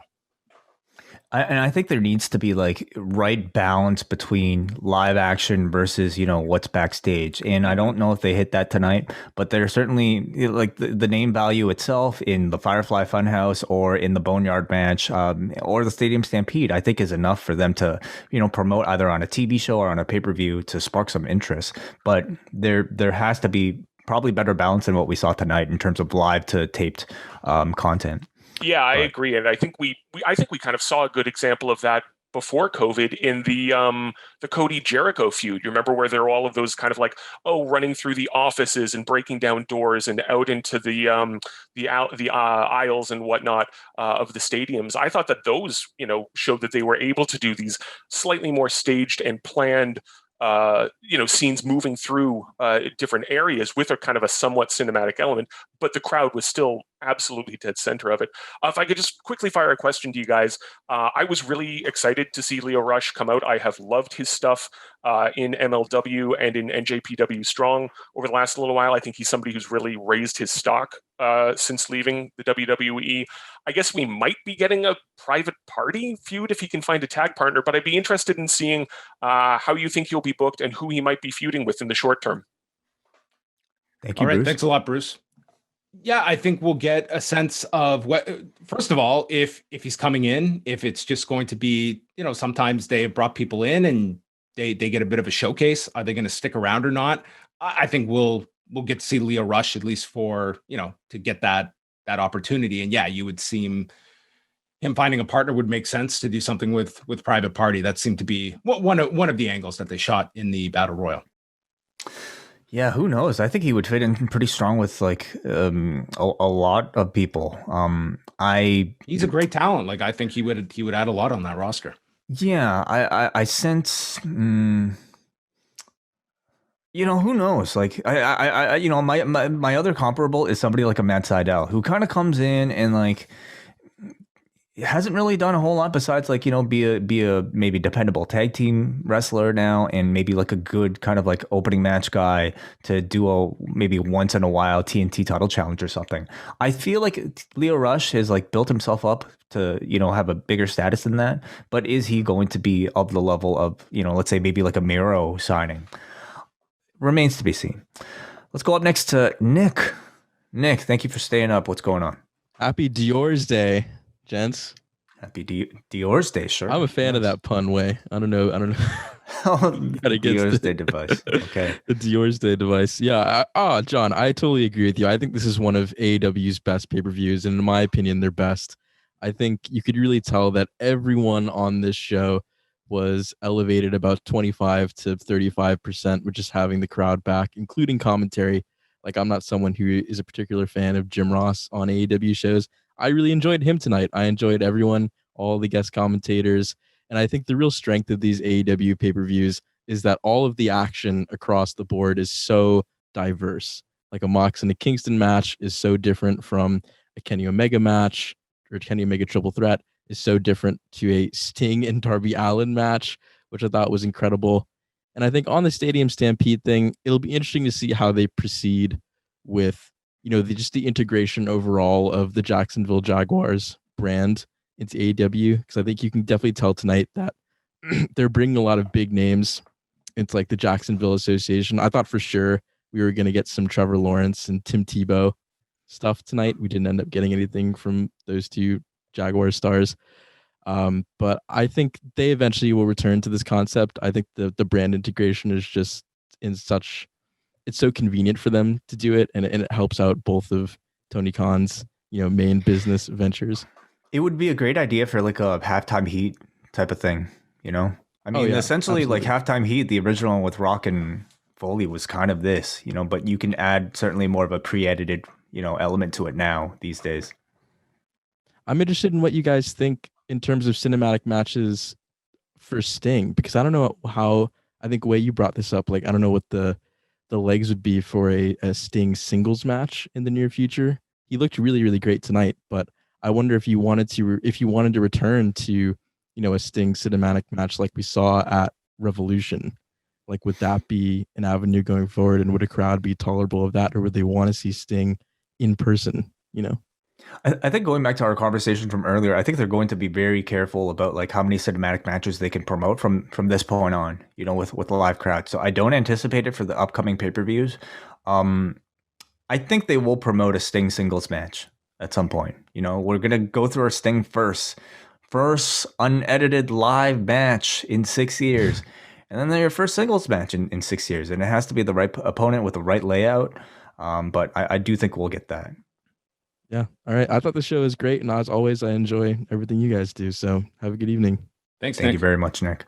Let's go up next to Kevin. Kevin, what did you think of Double or Nothing? Kevin, if I hit this button properly. There we go. Okay. Hi, how are you? Hey. Yeah, I thought overall a pretty strong pay-per-view. Enjoyed for the most part the Britt Baker Shida match. Loved the Omega match. I enjoyed the Stadium Stampede. I think one of my problems with the whole feud is I haven't felt like the Pinnacle has been that strong as a group. I mean, it's been more MJF than it has been everybody else. I think that one of the things that's been missing, I'd like to see the Santana Ortiz FTR tag matches. I think we're missing those. I think those would be a lot of fun. Those would be great. And I thought it ended in a nice way with the crowd all back. And I don't disagree with you guys about the cinematic matches. I think that that's going to be, and it may depend what happens going forward if they're where they are at. But I think it did lack a little. I do agree with you. It did lack a little bit of the crowd element. And I also agree, Wai, it also lacked. It should have had everybody there at the end. I think that could have had that. My thing I wanted to ask about was with Mark Henry going in. I wasn't a big fan of Jim Ross tonight, and I think that this 3-4-man commentator, especially when you get Taz and Callis, and I feel like Jim Ross is getting lost a little bit, or maybe I'm missing something. But do you think that we see a change there? Do you see a different role for JR eventually, where you kind of put him in? I like him in those segments where he's talking about the matches and the backstory. I really like that. But I guess your thoughts on the commentator. I thought Excalibur, especially in the Darby Allin match, in the Sting Darby Allin match, I thought he added a lot.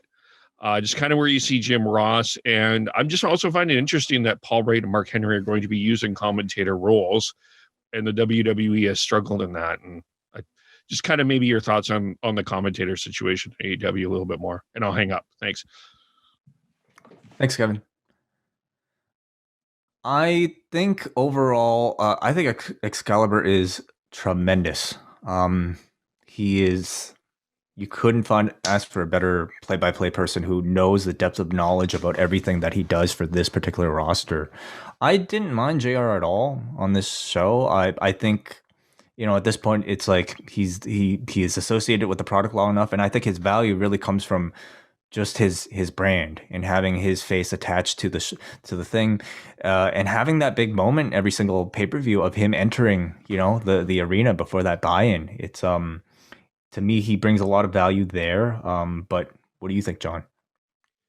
Yeah, I think when it comes to the big title matches and obviously like a certain story of a match, I think that's where he really shines. When you've done the sit down interviews, those have been, very effective in that role. I don't foresee any changes to the main team. It's going to be, to me, just the expansion to the other shows, but I don't foresee any change. I think it's there's some that enjoy it, there's some that don't, but I think when you look at some of the like criticisms that have come out of people that are being thrown into these roles in WWE, it's like I I get the negativity some have towards Jim Ross, but I think there's also a lot of the skill set that he does have in a lot of those big matches tend to get overlooked too. Let's go up next to Hansi. Hansi, you're on the air. What's going on? What's going on? I think the common thread is that anyone that Randy Orton kind of berates ends up in AEW. Big Show, Mark Henry, Matt Hardy. It's weird. But like the other thing is that I don't know if you guys pay attention to this last year, but Leo Rush and Mark Henry had beef last year because that Mark Henry was one of the guys that was kind of going at him for being disrespectful. So it's going to be awkward because if anything, if Mark Henry does come out of retirement, like him versus Leo Rush, that could actually end up happening. I'm not saying it will, but I'm just saying that's kind of awkward now because Leo Rush is in AEW. If I don't know if he's going to sign there. But now with Mark Henry there, it's going to be kind of, awkward, in my personal opinion. But overall, I would imagine they would deal with a lot of that stuff backstage if they haven't already. So I don't think you would probably see any of that on air. All right, that's cool. We would not get any wind. Yeah. No, that's cool. Overall, I enjoyed most of the show. I think a common thing is that we all probably didn't like the Cody. I think that was probably the only real match. Those matches I didn't look forward to that over delivered for me, like Page and Cage. Like there wasn't much storyline going in there. I thought I'm with Pollock. I thought the tag title match was like the best, not like atmosphere wise, where people were getting into like the pinfalls and near falls. I thought it could have been over like 10 times already, but then it just kept going on and on. And I complain about false finishes sometimes, but I thought in that atmosphere it was really good. And I was saying before the show with you guys that maybe that should have main evented. I think that could have main evented if you had the faces win. Because again, you wouldn't want the Bucks to end the pay-per-view as heels, whatever, and all. You know what I mean? You probably want people singing along to Moxley's theme. So, just the placement of the main event, I liked most of the Stadium Stampede, but I thought the last year's one was a lot better, and I suspected that Inner Circle was gonna win. I feel like they're gonna do a rubber match, and I think maybe at All Out they'll extend this feud for a little bit longer, I guess, until All Out or something like that. So I figured they'll be doing a rubber match or something like that. And yeah, that's basically it. And I'll leave you guys with that. Thank you. Thanks, Hansi. Yeah, they certainly have a lot of singles matches that they can burn through, of each individual pairing. And yeah, we haven't even had Proud and Powerful and FTR yet. So definitely they could potentially drag it out that long. Let's go up next to Rory. Rory in Australia. What's going on? How you going, guys? All I'm going to say is give me Leo Rush versus Park in like a best of 5 or best of 7. Like that would just be... Oh, that would just be so good. But just like with the show tonight, I don't know why, but just it hit me a little bit more with the fans being there than it did at WrestleMania. I don't know why. Like I'm usually a guy who loves the big pomp and circumstance of Mania and how big it is and all that sort of stuff. But I don't know why. Like it was just, it had something tonight that was just a little bit more special, a little bit more magical. And just the action in ring just like made it step up a notch. That 3-way, wow! I just like you like you can't you can't get better than that. I don't think, like, making crowds buy on finishes of Orange Cassidy, potentially beating Kenny Omega, making people believe that could be a potential, like that is just phenomenal. Like Shida and Britt Baker, like Shida, I hope she gets another run, and I hope it's a little bit more substantial. And also, like, I love the fact that Triple H was trending tonight on Twitter because everybody was saying that Cody is the Triple H of AEW. Like, just being so self-indulgent, so to speak, and just being very, very like, yeah. But all in all, fantastic show. Absolutely fantastic. Thank you very much for the call. Oops, sorry about that, Rory. But thank you very much. Oh, sorry. Do you have something else? I just say that I hope that New Japan was watching that show just to help them make the decision on which way to go. I just hope that there was someone at the, like, if they were thinking about being exclusive with one person, I hope they watched tonight and they were just like, you know what, maybe we should second guess that one and keep going with AEW and all that sort of stuff. I just hope so. All right. Yeah, wow. I wonder if it would come down to something like this, but yeah, who knows? Who knows how much there is to that story? You know, on the Cody front, I feel like there have been plenty of signs that, you know, the crowd has been ready for a Cody heel turn, but for whatever reason, they have kind of, you know, continued to prevent that. Tonight, I just felt was, you know, as loud as ever that I think we're ready for that. He's certainly primed for the role. Can you see it happening, John? I think at some point you can. I mean, again, it's like you're moving back to crowds now. You're going to get more of those authentic reactions. I mean, Cody was like a pretty super over babyface before the pandemic, and I mean, has been a very popular character. So there's a value in having babyfaces that can cut promos at the level of a Cody. But certainly, like I think it's all about timing of, you know, it's a guy that can be a very effective heel, but when is it most opportune to turn him as well? I think he could be a great top heel. You know, it just depends if like they want to do it. But not right now. He can't be the top heel right now. Because of the TV show, you mean? Because of where the championship is right now. Like, you have your top heel. Right. Like, Cody is not going to be replacing that spot. So, I mean, that's where it comes down to timing as well. Let's go to AB. AB, you are on. What's going on? Hi, guys. Thanks. It's a pleasure to get to chat with you after a really fun show. Mm-hmm. I got to say, I'm thankful Pac wasn't challenging Ultimo Dragon for the J Cup. Otherwise, we still wouldn't be starting here.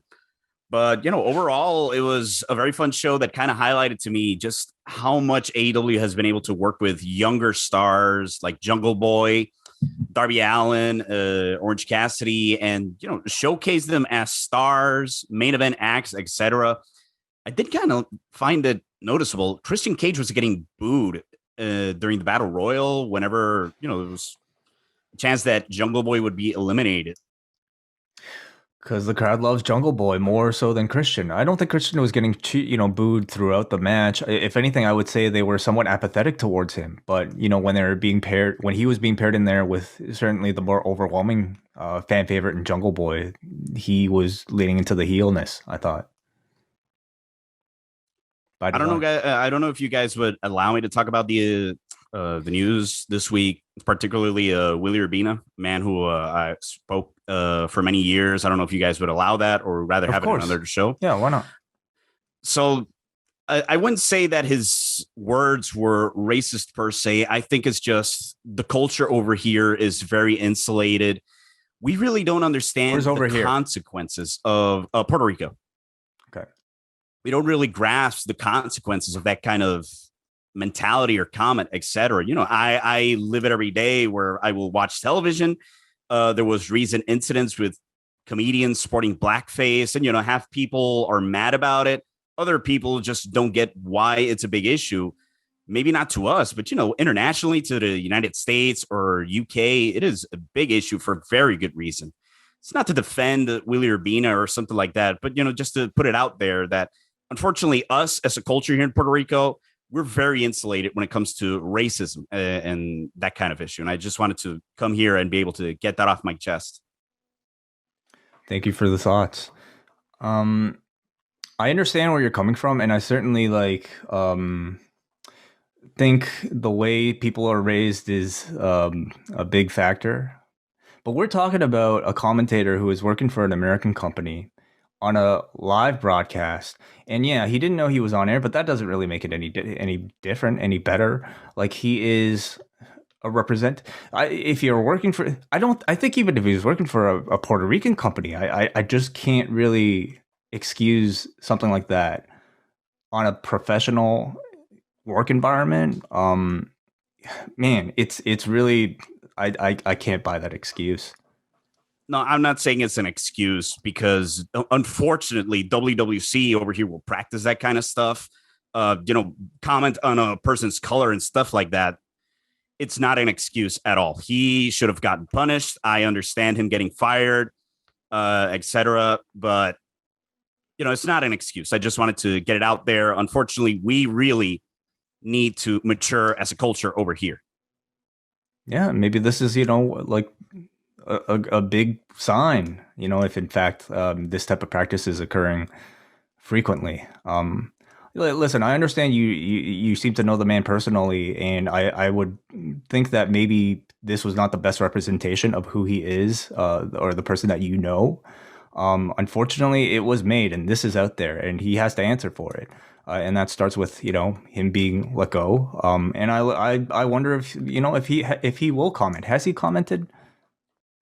To my understanding, no, and that is something I will definitely criticize him about. He should comment, apologize, and just put his name out there, face the consequences of his actions, etc. But I wanted to say this as a wake-up call to us over here in Puerto Rico, that we really need to understand this kind of behavior is unacceptable, really. A lot of wrestlers over here were very indignant towards AEW, saying, no, this is a heel company, basically, like he is just trying to garner heat or something like that. First of all, he's not garnering heat. He's a commentator making a comment out of context. But, us as a culture really need to wake up.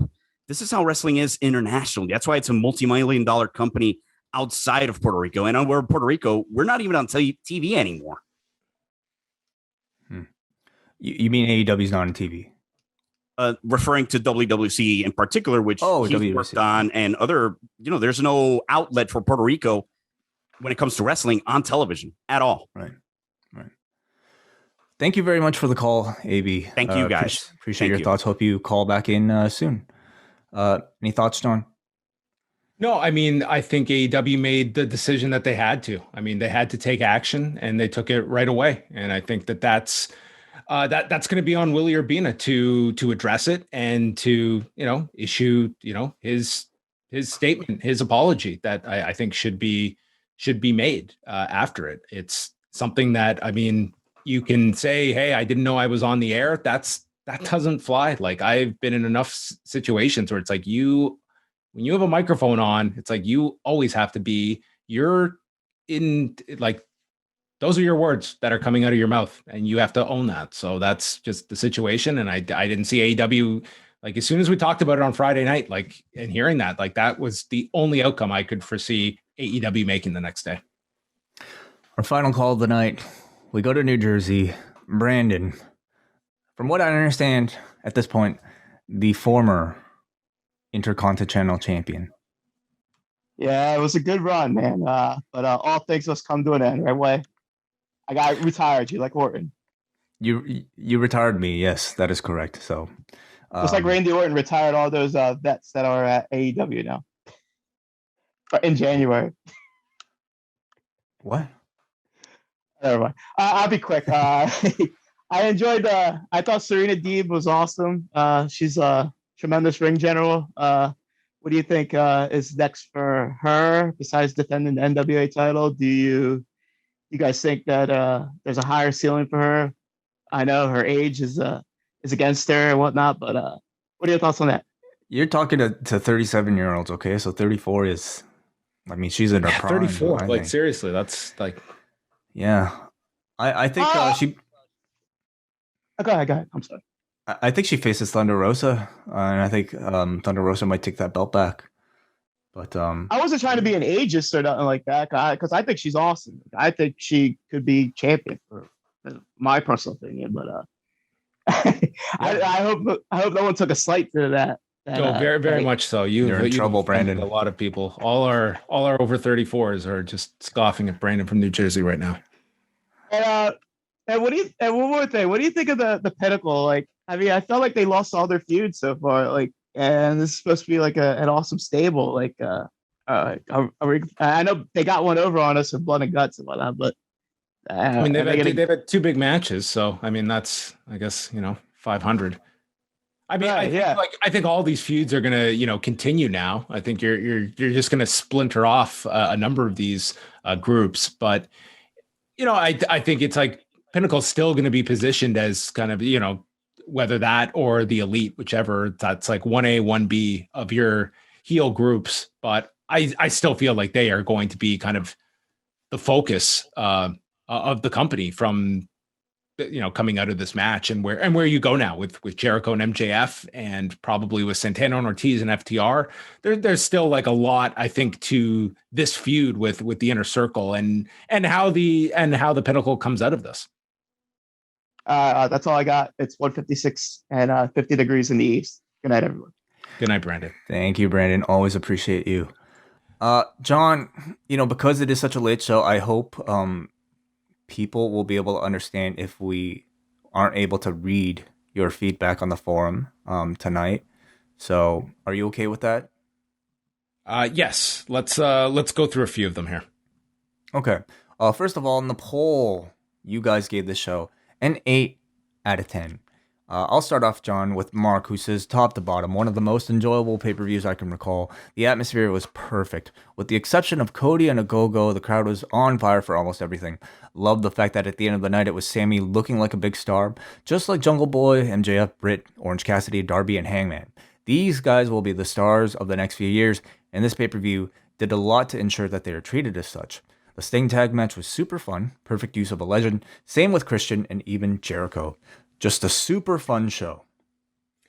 All right, we go to Johnny from Saskatoon. A pretty good show overall. The last 3 matches definitely ramped up the pay-per-view for me. I've actually never watched the Sting match before, and usually I'm very hesitant to see older wrestlers make a comeback, but Sting looked awesome tonight. Something about the Stinger Splash just looks awesome. 3-way was great as well. It did feel like it hit that second wind like New Japan matches do. Normally I balk at ref spots, but they definitely got me good tonight, and the Stadium Stampede match was just as good as the first one. Ben from Vancouver, excellent show overall, with the only down point being whatever the Cody Ogogo mess was. Match of the night for me was either Cage Page or Bucks, Mox, and Kingston. Nothing was bad on the show, I just didn't understand anything related to the Cody match.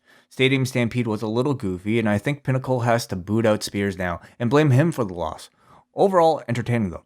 You suggested that too, John, and I don't know if they would do that so soon, especially because I feel like they're just starting to craft like identity for Spears.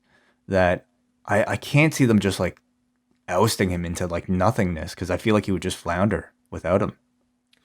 It would not be great if they did that. It's just, I think coming out of this match, the Pinnacle needs to do something impactful to get some of that heat back coming off of this loss. But that could be any number of things. That's just one that comes to mind, given that they isolated everyone else except for Spears to be there, to be the one to lose. So anyway, I would imagine there's a good presence of the Pinnacle on Friday to come out of this loss. Josh from Vietnam. Overall, I'd say there are more good than bad from this show. The Inner Circle winning was unexpected, but I understand ending the first pay-per-view with crowds back with a feel-good moment. The 4 title matches, it was very different than Roman pinning both babyfaces in the match. Yeah. A little different. Or at least the major babyface and then whatever Edge was. The 4 title matches were all very good with different structures, and the right side won in all. The tag match has Sting looking incredible. Darby's just insane, and Paige and Sky being utterly despicable. Battle Royal was mostly fun and delivered 2 surprises in Lio Rush and Jungle Boy winning. The only potential negative for me is Cody totally killed the momentum of Agogo after no-selling numerous body shots from him. I wouldn't say Cody was no-selling those body shots. I mean, he took the one right at the beginning, and then later took another one. It was like, listen, watching. Sorry, please go ahead. I was going to say, like, watching this match was more so about Anthony Agogo going 10 minutes. You could argue if, like, I don't know if, beating Cody was necessarily the outcome I would have gone here. Like, Anthony Agogo is a tremendous talent. He's probably going to mature into a great performer. He's not ready for this level at this point in his career. Like, going over Cody, what's the next step then? It's true. Yeah. I mean, like, you could have had maybe 3-minute match here. Agogo punches Cody and then it's a, KO. But you're right. Like, but then you also ask, like, why do this at all? Why put him in this match at all? You're trying to create new stars, but at the same time, I mean, like, here's a guy like, can he go? 4 matches. It's like, you have to be somewhat realistic here. And listen, for where he is, that should be applauded. Like, it was a very good performance by that standard. But again, people are looking at this on the pay-per-view like this is probably people's weakest match on the show, or at least one or two at the bottom. Let's finish things off here with Shane McDonough, who says, man, this was such a strong show. The final 3 matches especially. The only weak match was the Cody one, and I'm hoping that feud is over. Going into tonight, I thought for sure the Pinnacle was winning Stadium Stampede, but once the match started, it became clear that would be a sour ending for the crowd. I'm really glad they went with the feel-good ending instead. I've not been invested in the Pinnacle at all, and I'm honestly wondering where they go from here. Rubber match? You would have to think, right, John? I think you're going to get some, like, I wouldn't do a big group versus group match again so quickly. I think you kind of split everybody off now. And I am very curious where Sammy Guevara goes, like, out of this. Like, everyone's got their dance partner, but, Guevara and Sean Spears, I do not see that being a program coming out of this. I think Sammy Guevara, he should be positioned for something big. Like, maybe he goes off and does whatever, but he was clearly positioned to be the big breakout star in this match. Like, that was like the big visual at the end was him winning it for the team. So I think you have a lot of options, and I would imagine with this story, I'm sure it's been plotted out of where they're going. Rory in the chat is suggesting Sammy for the TNT title. How about Sammy versus Miro? Sure. Yeah, you could go in that way. I mean, you're just starting with Miro. I wouldn't do that immediately. There's other directions you can go to with Guevara. You could get him back into the tag division if you wanted to go that way. But I mean, tonight it really seemed like you are giving a concerted effort to establish Sammy Guevara as a singles babyface. Mm-hmm. All right.